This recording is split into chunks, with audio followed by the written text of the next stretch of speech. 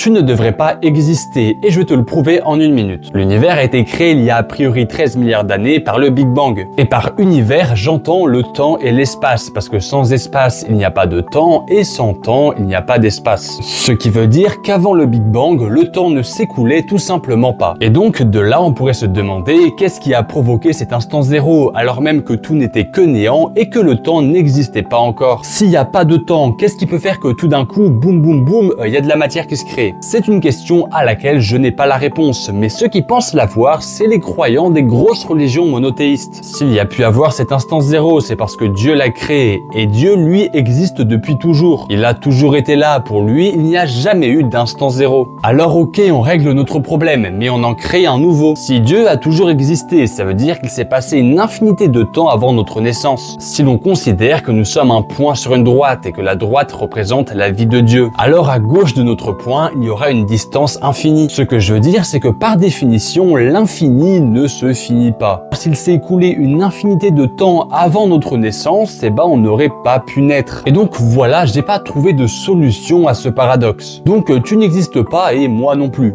Allez, bisous.